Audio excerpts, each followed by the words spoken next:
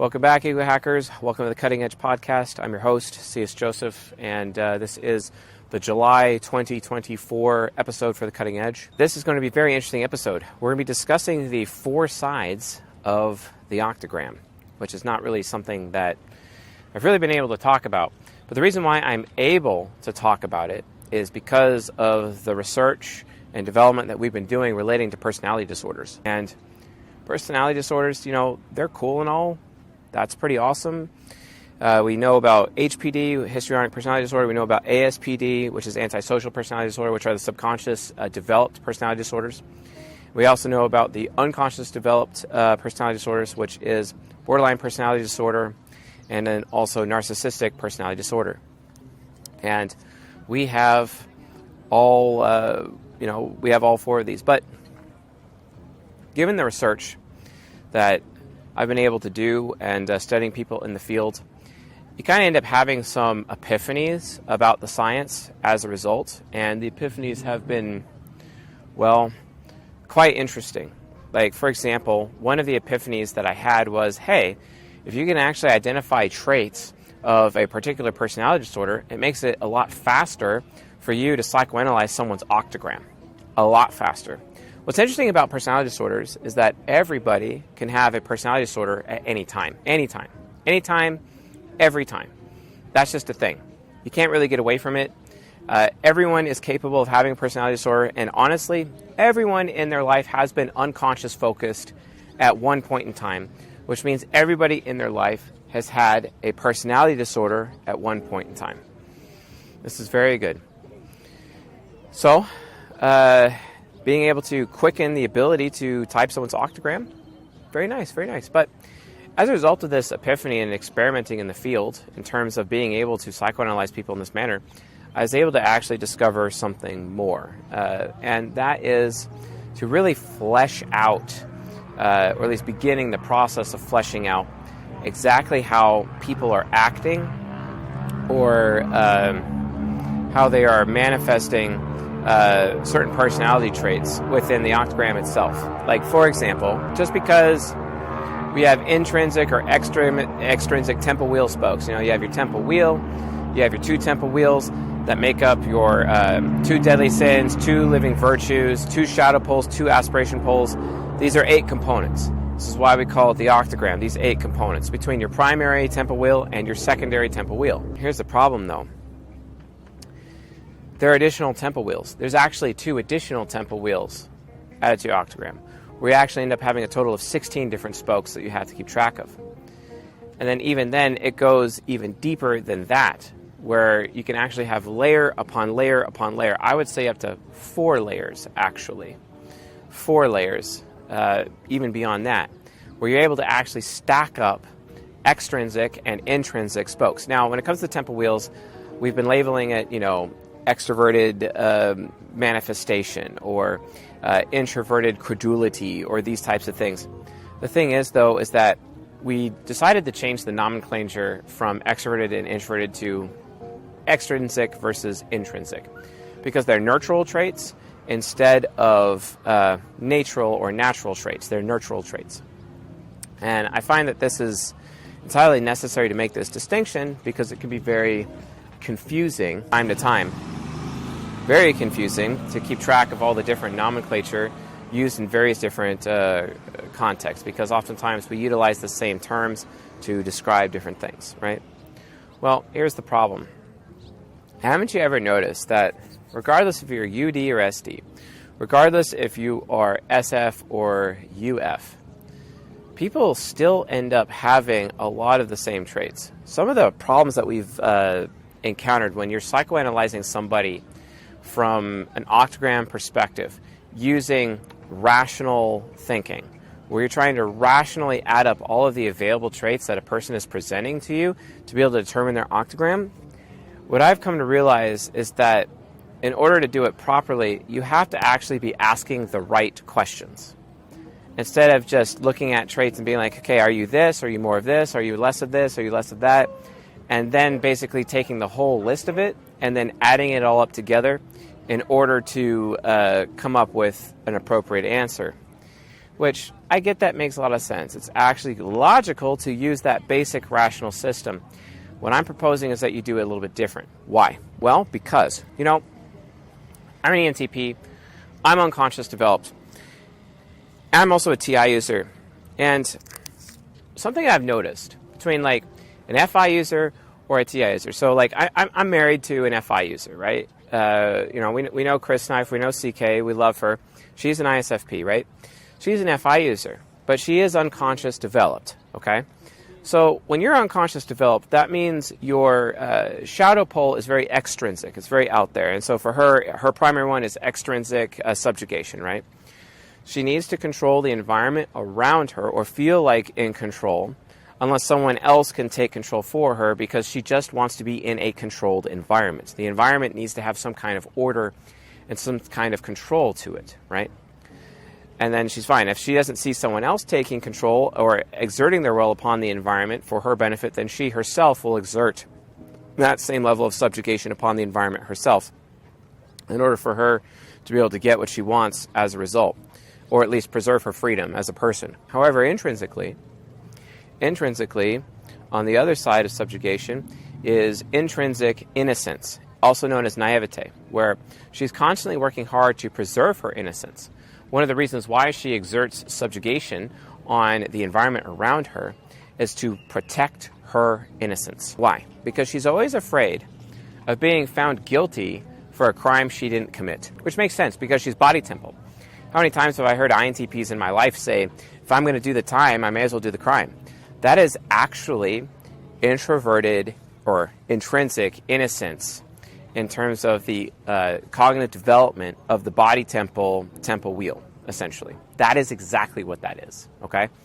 So you got to realize, yes, she very much cares about preserving her innocence because it's intrinsic.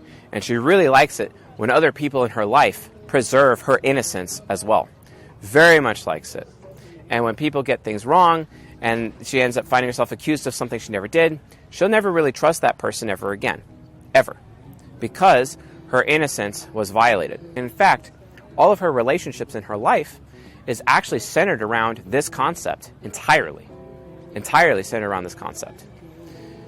So, but what's really interesting about her desire, her need to preserve her innocence, there's another aspect to it as well. I know I've talked about this before, but it's a completely other thing to have her as a UD ISFP in the room and an SD ISFP in the room at the same time and interact with both of them. Because then you start to realize some things. I realized very quick that my theory about the other octagram traits also being present inside of a human being at all times was also something that I was like, okay, yeah, I knew this is a thing, but I never actually was able to see it happen right before my eyes. Then I realized something. She is an FI hero. The other FI hero, what would be their aspiration pole? If her aspiration pole is innocence, what is the aspiration pole of the other FI hero? What is it? The INFP. And that is credulity. What is credulity? Taking somebody at their word. It could be wanting other people to take you at your word. It could be taking other people at their word, essentially.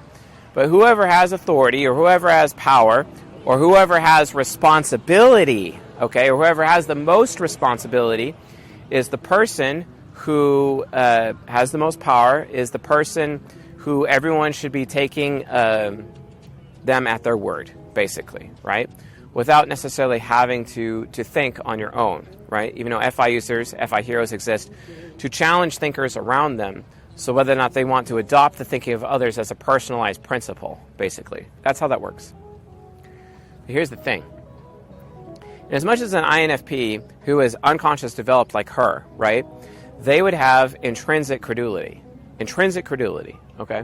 So what does intrinsic credulity actually mean, right? What would it mean?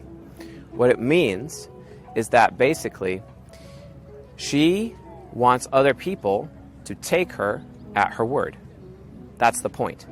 She wants other people to take her at her word. That is what she is looking for. That is what she is ultimately going for. That is what she needs the most in terms of that specific aspiration pole. And I know that we've been talking about how to social engineer people from an octagram perspective, but this discovery ends up blowing all of that out of the water, entirely out of the water. Because what it ends up doing is it adds additional deep layers to social engineering from an Octagram perspective. Because now, because I know that my wife CK is intrinsic innocence, right? She is also at the same time, because she's FI hero, she is also intrinsic credulity. For example, if she was an INFP and she would have intrinsic credulity, she would also have intrinsic innocence at the same time. And that INFP would require their innocence to be preserved as much as possible. And this is important. This is very important. A lot of people don't really understand this. So from a social engineering perspective, you need to understand that there are different layers. There are different shadow poles, aspiration poles, deadly sins, living virtues that are all entirely present. Now, one is extrinsic, one is intrinsic. And if their primary one is extrinsic versus their secondary one being intrinsic, what ends up happening is that because they are that way, all of the other aspiration poles, all the other temple wheel spokes basically have the same expression. And that's important. That's very important. So, as a result, I have no choice but to conclude that there are actually 4 sides to the octagram.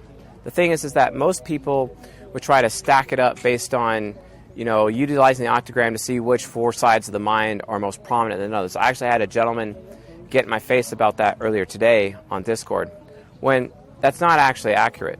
It's not accurate at all. Not even remotely accurate. Not remotely accurate. The reason why it's not accurate is because you have to look at their cognitive functions.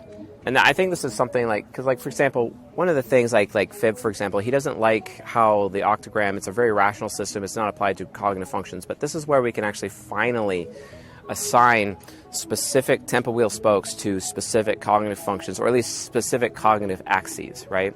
The FI heroes really, really care about credulity, and they care about innocence at the same time, right? They very much care about subjugation, right? They also very much care about manifestation. They absolutely do. And it makes sense, because you're looking at extroverted sensing and extrovert intuition in the battleground of responsibility, right? You're also looking at introverted feeling and introverted thinking on the battleground of titans, right? So it makes sense that if you use cognitive reflection, reflector functions, you can actually anticipate exactly where these, which other temple wheel spokes they care about the most, right? Which ends up exposing an additional set of temple wheels. In which case, in CK's case, her other 2 temple wheels would be relating to the mind temple, essentially, right? So she's got body temple primary between her ego and her shadow, but her super ego has that mind temple influence and the mind temple wheels as a result, okay? Which is super, super cool if you think about it. This opens up lots of possibilities for social engineering. This opens up lots of possibilities for compatibility at an octagram, from an octagram perspective. And it just shows you how much more valuable the octagram is. And it also shows you how the octagram itself is directly impacted by cognitive functions. It's absolutely important. So yeah, just food for thought, folks. I really think you should consider this. But while the implications of this are amazing, it has really good practical application in life. And that is essentially if you're in a relationship especially, like in my case, because I'm using an anecdote here with my wife, it's just she also cares about those mind temple things as much as she cares about those body temple things. Me as her husband, who needs to be devoted to her to take care of her needs, emotions, desires, and problems, I need to be able to fulfill these other needs as well, and not just hyper-focus on the body temple needs. Because wherever her cognitive focus is in her octagram, wherever her cognitive focus is, utilizing the mind temple wheels to her advantage could actually provide her healing and actually help her get to subconscious focus in the event that she is unconscious focused. And that is the most amazing implication of all. This actually provides us with a pathway of actually healing personality disorders if you just follow the logic. And you can utilize the extroverted tools and the introverted tools within the personality disorders, but from the perspective of feeding basically the super ego temple wheels in the process. That's why this is powerful, and that's why this matters. So, all right, folks, thanks for watching and listening and enjoying this cutting edge episode for July 2024. And I'll see you guys next month for the month of August. Later.